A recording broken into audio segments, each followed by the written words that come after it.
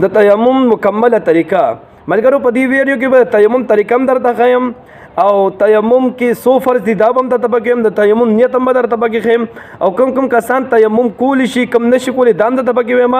دا ویډیو لږه شان لوی کیدای شي 10 منټه کیدای شي خو ټوله ویډیو وګورئ انشاءالله ډېره زیاته فایده به درکړي دا زړه به مو داسې خوشحال شي چې شریعت موږ سره څونه احسان کوي څونه نرمي کوي په دې خپلې مسلمانۍ باندې به تل شکر ادا کوي خو دا ویډیو اول نه تر آخره پورې وګورئ او ثواب په نیت باندې مخکې پهلو هم کوي مخکې شعر هم کوي ټیک ته جی ښه جی اولنۍ خبرې ترازو چې تیمم کې څونه فرض دی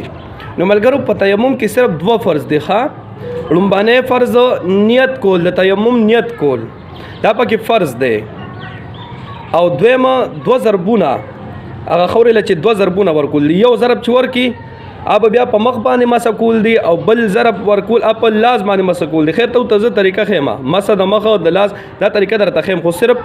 دا اوري چې تیمم کې 2 فرض دي لومبنی نیت کول او دویم 2 ضربونه ورکول خورې ته ها اوس نیت د دې څنګه دی خلک بیا د نیت ډېر تپوس نه کوي نو نیت خو اصل کې ملګرو د زړه نه دی چې بس تاسو خوره راواغشته او امو بس مخې تکي خو دا اراده مو ده چې اوس د تیمم کوم بس تاسو نیت وشو خو بیا هم که چېرې ډېر ملګري یقیني نه کېږي تسلي نه کېږي چې تر کومه پورې په خولې باندې نیت نه وي د هغې بیا تسلي نه کېږي نو نیت ویل شي خپل طرف نه بس جوړ کړئ زه ته خپل طرف نه جوړم ښه احادیثو کې دا نیت ما چېرته نه دی لیدلی خو خپل طرف نه درته جوړم تاسو خپل طرف نه جوړ کړئ داسې نیت به وکړئ تیمم هم د پاره د پاکۍ چې پاکي په ما روا شي ناپاکي رانه جدا شي صحیح شوه بس داسې نیت بیا وکړئ ها دا خو فرایض شو 2 فرضونه دي د تیمم ازدا مکل دا اوس راځو د تیمم طریقې طرف ته چې تیمم به مونږ څنګه طریقې سره کوو نو تیمم چې تاسو کوئ که نه خوره به راواخلئ خوره که راوامې غوښته لوټه وغیره بیا هم بهتره ده خو که خوره لوټه تاسو سره نه وي موجود که نه په پاکې ځمکه باندې هم کولی شئ پاکې ځمکې له هم ډب ورکولی شئ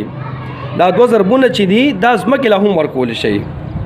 او که لوټه وغیره میسر وي بیا ډېره بهتره ده نو څنګه به کوئ تاسو به خوره راواخلئ لوټه به راواخلئ اینکې وغیره کوم واچولې به وباسئ ښې طریقې سره صحیح شوه او دا لاسونه چې دا به داسې اونغاړئ لستوڼي مو ونغوستل ټیک شو لوټه راته مخې ته پرته ده که نه نو داسې به وکړئ تاسو نیت خو مو وکړو بیا چې نیت وکړئ که نه نو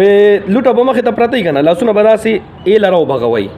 ایله مو داسې راوبغول که خوره پکې ډېره وي خوره مو لاسونو پورې ونښته بس لاسونه داسې دواړه داسې بوجنګوئ چې دا خوره ترېنه ودوړېږي صحیح ده ضرب مو ورکو که خوره پکې دې سره ونښته داسې یو بل سره وجنګوئ صحیح ده ها نو یو ضرب چې ورکوئ که نه په دې مخ په داسې مسو کې غوږ شي ښه او وګورئ په غور سره دغه ځینه به را شروع کړئ دا لاسې داسې صحیح شو داسې رالی سترګو کې لږ شان ګوته ووخئ داسې ټیک شو بس د ټول مخ مسه مو وکړه ټیک شو که داسې نه شي ګولې بس داسې مګلم شي پې چې څنګه چردام کې کوئ ټیک شو خپل ځایونو ته مو لاس ورسولو صحیح شو ها دو شو یو ضرب سره مو دا وکړل دویم ضرب به بیا ورکوئ داسې خورې له یا لوټې له چې څنګه مو دویم ضرب ورکو که خاوره ونښته بیا به لاسونه وجنګوئ داسې بیا به داسې طریقې سره شروع کړئ دا 2 ګوتې چې دي دا یو بل نه جدا دي او دغه 3 چې دي که نه دا یو بل سره لګېدلي دي د لاسونو دا به یو بل سره ولګوئ ټیک شوه ښه ګورئ ښه دا ګوتې چې دي دا به په دې باندې کېږدئ داسې د دې لاس الټا ګس لاس چې دی په ښي لاس باندې به کېږدئ داسې دا زما ګس لاس دی ښه تاسو ته به دا ښې ښکاري خو دا زما ګس دی او دا ښې دی صحیح ده دې ځای کې مو کېښو داسې داسې به را روان شي دې ځینې ټیک شو دا لاس به ورسره کوشش کوئ چې نه جنګوئ صحیح شو دې ځای ته دلته راورسېدی ټیک شوه دې ځای ته تاسو راورسېدئ نو لاس په بیا دې ځای کې راته وکړئ داسې دلته داسې لاړئ یو منټ داسې به راشئ دا ګوتې چې دي په دې باندې بیا راوباسئ صحیح ده د دې لاسو شو بیا د دې لاس دا اوس ښې لاس شو او دا ګس دی دا ګوتې په دې باندې کېږدئ داسې راځئ به داسې چې راځئ داسې رالی ټیک شو دې ځای ته مو رسولو دا ډوکې ټیک شو صحیح شو لاس په راته وکړئ داسې اوس دلته به راشئ داسې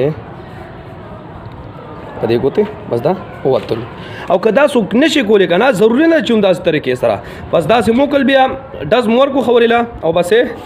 داسې خو کولی شي که نه داسې مګلی خو شي که نه داسې هم کولی شي ښه ټیک شو چې ټول لاس باندې بس داسې ومګئ داسې هم کولی شي خو بهتره خبره هغه شان ده چې کوم یې وکړه که نه شي کولی بس همداسې مګلی شي په مکمل لاس صحیح ده دا شوه د تیمم طریقه اسانه ده که نه څه ګرانه خو نشته دی ښه جي اوس دې خبرې ته راځو چې آیا د اودس چردام او د غسل دې لپاره یو تیمم دی دا یو دی که نه بدل نو زما عزتمندو د دواړو لپاره یو تیمم دی ښه دا چې کوم یې درته وغولو دا د دواړو لپاره دی هم د غسل لپاره هم د اودس چردام لپاره صحیح شوه دا خبرم کلیر شو چې دواړو لپاره یو تیمم دی بدل نه دی ټیک ته ښه جي اوس دې خبرې ته راځو که نه چې دا تیمم مونږ وکړو نو په دې باندې مونږ څونه عبادت کولی شو منځونه پرې کولی شو نفلونه پرې کولی شو او که نه په دې به صرف یو مخصوص عبادت کولی شو نو زما عزتمندو چې یو تیمم تاسو وکړو که نه بس دا داسې شو چې ګویا تاسو اودس چردام وکړو چې څنګه تاسو اودس چردام وکړو تر کومه پورې چې دا اودس چردام ستاسو برقرار وي اودس چردام مو مات کړي نه وي هر یو عبادت پې کولی شي که نه منځ هم پې کولی شي نفلونه هم پې کولی شي تلاوت هم پې کولی شي هر څه پې کولی شي که نه نو دغه کشان چې یو ځل تاسو تیمم وکړو تر کومه پورې چې دا تیمم مات شوي نه وي تر هغه پورې تاسو په دې باندې هر څه کولی شي منځ هم پې کولی شي تلاوت هم پې کولی شي او نوافل هم پې کولی شي هر څه پې کولی شي خو دا تیمم ماتېږي څنګه ما پکې دا خبره وکړه چې تاسو وایي چې تیمم مات شوي نه تر هغه وخته پورې پې هر څه کوئ نو دا تیمم ماتېږي څنګه نو اسانه خبره ده چې کوم شیزونو سره اودس چردام ماتېږي هغې سره تیمم هم ماتېږي بالفرض تاسو تیمم وکړو هغې نه بعد بیا تاسو تش اودس ماتې وکړو یا ډک اودس ماتې مو وکړو بس دغه تیمم مات شو که بیا تاسو بیماران یې دوباره به بیا تیمم وکړئ د نور عبادتو دپاره او که نه بس یو ځل تاسو تیمم ووالو مازدیګر مونځ دپاره مو ووالو بالفرض تیمم نو بیا تاسو تیمم مات کړی نه دی مانع وضو چې کوم شیزونو سره چردام ماتېږي اودس چردام ماتېږي هغه که عمل تاسو پکې نه دی کړی نه مو تش اودس ماتې کړی نه مو ډک اودس ماتې کړی دی دې کې ماښام راورسېدو نو تر ماښام مونځ دپاره بیا د بل تیمم ضرورت نشته دی بس همدغه یو تیمم کافي دی ښه خو دا زموږ د احنافو په نزدیک دی امام شافعي رحمت الله علیه فرمایي چې د هر یو وخت لپاره به خپل تیمم واخلي خو زموږ احنافو په نزدیک همدغه یو تیمم بس کافي دی بل تیمم ضرورت نشته دی ټیک شوه ښه جي اوس دې خبرې ته راځو چې د چا دپاره تیمم جایز دی یعنی څوک تیمم کولی شي د اودس چردام په ځای باندې تیمم وکړي او بیا پې مونځ وکړي د غسل په ځای باندې غسل پې لازم شوی دی او غسل دی ونه کې صرف تیمم وکړي او بیا مونځ وغیره وکړي دا د چا دپاره دا تیمم جایز دی نو دا خبرې یو څو کسان درته پکې بیانوم ډېرې ضروري دي دا په غور سره اورئ ټیک ته لومبنی که څوک سخت بیمار دی ده ته پته ده او په ده باندې غسل هم لازمي شوی دی نو ده ته پته ده چې زه که چېرې غسل کوم زما دا بیماری زیاتېږي یا زه که چېرې اودس چردام کوم زما بیماری زیاتېږي بس دې به بیا تیمم کوي اودس چردام به هم نه کوي او یا که غسل پې لازمي شوی دی غسل به نه کوي بلکې تیمم به وکړي بس دا دپاره غسل لپاره هم کافي شو او بس بیا دې پې عبادت وغیره وکړي ټیک شوه یو کس شو دویم یو کس دی خو صحتمند دی خو هغه ته پته ده که زه په یخو اوبو باندې ولامبم په دې یخنۍ کې یخنۍ موسم هم دی که هغه وایي زه د یخنۍ کې ولامبم زه بیمارېږم یقینا ورته پته ده نو دې هم بیا د دپاره دوه خبرې دي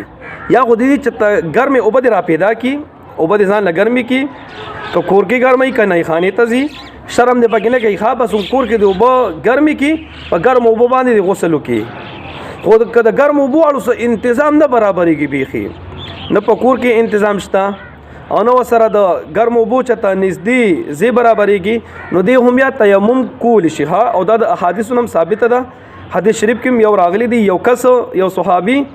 هغه غسل کیو غسل حالت کې نو تیمم یې وکړو او بیا له خلکو له جمع ورکا نبی علیہ الصلوۃ والسلام ته مسکې شوی فرمایل وته وای تا وای غسل حالت کې وی او خلکو او تیمم دیو کو نو بیا د خلکو ته جمع ورکا نو هغه وتی او وی دا ته چا ویلو وی الله تعالی قرآن کې فرمایي چې آیات و بیان کو ذهن میں وسوته الله د کمی پیشي معاف کی چې الله تعالی خپل بندگانو ته تکلیف نه ور رسي نو ما ته وی پته و چې زبي مارې دما کمال ام بلیو او ما ته تکلیف را رسیدو ما څنګه تیمم وکړو او دې ته بیا جمع ورکا نو نبی علیہ الصلوۃ والسلام مسکې شو او چپ پاتې شو ایسې ورته ونه ویلې. نو د پیغمبرانو چپ پاتې کېدل دا اجازت وي. صحیح شوه. نو که یو کس سخت بیماریږي نه بیماری ورته هېڅ نشته دی خو ده ته پته ده که زه په یخو اوبو باندې غسل وکړم زما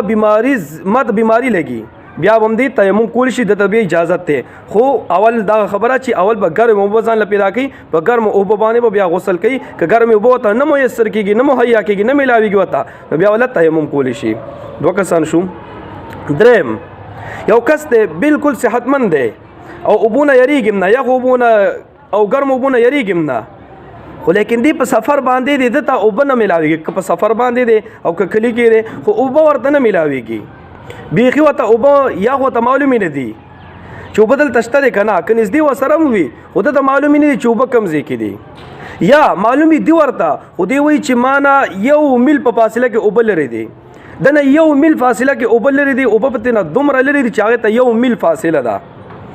آگے پیچھے دائیں بائیں که هر یو طرف نه دی وایي چې هلته اوبه دي یا هغلته اوبه دي یا هغلته یا شاته اوبه دي خو هغه 1 میل مانه لرې دي نو دیم بیا تیمم کول شي دته بیا اجازت دی چې تیمم وکړي او د دې په ذریعې سره بیا مونځ وغیره وکړي. ټیک شو. دیم تیمم د لپاره هم جایز دی چې اوبه تېنه 1 میل په فاصله کې لرې وي. 3 کسان شو. بله مسله او ډېره ښکلې مسله د اسلام دا نرمي راته پکې ظاهرېږي چې اسلام څونه نرم دین دی زمونږ شریعت څونه نرم شریعت دی. ډېره ښکلې مسله وایي که چېرې یو کس سره اوبه دي په لاس کې اوبه دي ورسره دی په سفر باندې روان دی د سره دا اوبه دي دا لږې کمې دي دی وایي که د شردام ضرورت هم ورته شو یا د لامبا ضرورت شو ورته او اوبه دته نورې معلومې نه دي چې اوبه کوم ځای کې دي نو دی چې کله د مونځ ټایم راورسېږي دی وایي که چېرې په دې اوبو باندې اودس شردام کومه یا غسل کومه بس دا اوبه ختمیږي ما سره بیا د څکلو اوبه نه پاتې کېږي د څکلو اوبه مې ختمیږي بیا نو اوس بدې کې آیا په دې اوبو باندې بدې اودس شردام کوي او که دا به څکلو له پرېږدي نو شریعت موږ ته وایي چې دا اوبه دي د څکلو دپاره پرېږدي دا د څکلو دپاره دې پرېږدي د اودس شردام دپاره دی په دغه حالت کې تیمم ووایي. څونه ښکلې مسله دی اسلام نرمي پکې موږ ته ظاهروي چې څونه نرم دین دی اسلام. نو که چېرې چا سره اوبه وي خو لیکن اوبه لږې کمې دي که چېرې دا استعمالوي د اودس شردام لپاره بیا د څکلو دپاره نه پاتې کېږي نو که چېرې چا سره کمې اوبه وي او د اودس شردام ضرورت ورته راپېښ شو نو دی به تیمم ووخي هغه اوبه چې دي لږې اوبه چې دي دا به د څکلو لپاره پرېږدي. صحیح ده. او بله یو ښکلې مسله ډیره اسانه او ښکلې مسله د تیمم په حوالې سره دې کې هم شریعت د همدردۍ ته وګورئ چې موږ سره شریعت څونه همدردي کوي او څونه زموږ د فایدې دپاره شریعت خبرې کوي. شریعت څه وایي که چېرې یو ځای کې اوبه خرڅېږي په پیسو باندې اوبه خرڅېږي اوبه په پیسو باندې میلاویږي بالفرض په 100 روپۍ باندې کیلو اوبه میلاویږي بعض ځایونو کې اوبه خرڅېږي نو په 100 روپۍ باندې کیلو اوبه میلاویږي عام بازار کې عام ریټ 100 روپۍ ریټ دی د اوبو. نو چې د چا خپل کلی دی که نه هغه کلي والا چې کوم اوبو خرڅول والی هغوی د خپل ریټ نه زیاتې پیسو باندې خرڅوي یعنی بالفرض عام ریټ چې دی 100 روپۍ کیلو دی او دی په 110 120 130 یعنی 100 او 150 100 او 40 روپۍ باندې خرڅوي نو بیا به دې حالت کې سګي شریعت دلته هم وایي چې دی نه دا اوبه مه اخلئ د اودس شردام دپاره تیمم ووخئ اودس شردام دپاره تیمم ووخئ اوبه دی نه مالئ چې تاسو باندې په ګرانو پیسو باندې اوبه خرڅوئ. دې خبرې ته لږ سوچ موږ زما عزتمندو منځ کې پکې یو خبره کوو خفه نه شئ ویډیو اوږده نه شي خو شریعت دې همدردۍ ته وګورئ موږ سره چې دې باندې که چېرې موږ عمل وکړو که نه کوم شي چې کله ګران شي هغه موږ هغې نه وانخلو دا شی به خپله ارزان شي چې تېنه څوک اخلي نه هسې ورسره پروت یا به بیا ارزانېږي که نه نو زمونږ ګورو څونه څه وخت ټماټر ګران شوي وو هر چا ته د ټماټرو چرچې وې د چرګ نه زیات قیمت و نو که چېرې کوم شی ګران شو که نه هغې نه موږ اخیستل شروع نه کړه یعنی اخیستل مو ته پرېښول دا به دوی خپل را ارزان کړي خو زموږ دا کمزوري ده که یو شی ډېر زیات ګران شي بیا هم ترې نه اخلو که ډېر زیات قیمت یې وخیږئ بنده وي نه اخیستل یې بنده و نه نو هغه همغه شان ګران خرڅوي نو که چېرې یو شی ګران شو چې مونږه اخیستل شروع کړل دا به خپل ارزان شي نو دغه مسله هم ده که چېرې یو ځای کې په یو کلي کې یو علاقې کې اوبه په پیسو باندې خرڅېږي او هغه خپل ریټ نه قیمت سیوا کو نو بیا هم شریعت وایي چې دی نه دا اوبه مه اخلئ تاسو د مونځ دپاره تیمم کوئ د غسل دپاره هم تیمم کوئ د اودس شرابو دپاره هم بیا تیمم کوئ په دې حالت کې. بله مسله که چېرې یو انسان سره اوبه نږدې دي خو هغې باندې د ده شک دی چې دا پاکې دي او که ګنده دي د ده په دې باندې شک دی صرف دا اوبه دي ورسره نورې اوبه نشته دی یا داسې اوبه دي چې شک دی پې یا داسې اوبه ورسره نږدې دي چې هغه خر جوټه کړی دی خر یا خري جوټه کړی دی او نورې اوبه نشته صرف دا اوبه دي نو دې حالت کې به بیا څه کوي نو دې حالت کې دی به اول په دغه اوبو باندې اودس شردام وکړي چې کوم اوبو باندې شک دی چې دا پاکې دي که ګنده دي یا دا اوبه خر جوټه کړي وي دی به اول په دغه کې اوبو باندې اودس شردام وکړي دی نه بعد به تیمم وکړي ښه دواړه کارونه به کوي اول به اودس شردام وکړي دی نه بعد به بیا تیمم وکړي دا مسله حل شوه. اخیری مسله که چېرې یو انسان سره اوبه نږدې موجود دی خو لیکن دته معلوم نه دی چې اوبه کوم ځای کې دي د سره چېرته نږدې دي خو دی مسافر دی یا میلمه دی دته پته نشته چې اوبه دلته کوم ځای کې دي نو دته هم بیا اجازه شته دی چې دی تیمم وکړي چې دی تیمم وکړي دته هم اجازه شته خو دی کې بیا دا خبره ده که چېرې د تیمم وکړو او بیا مونځ کولو عبادت کولو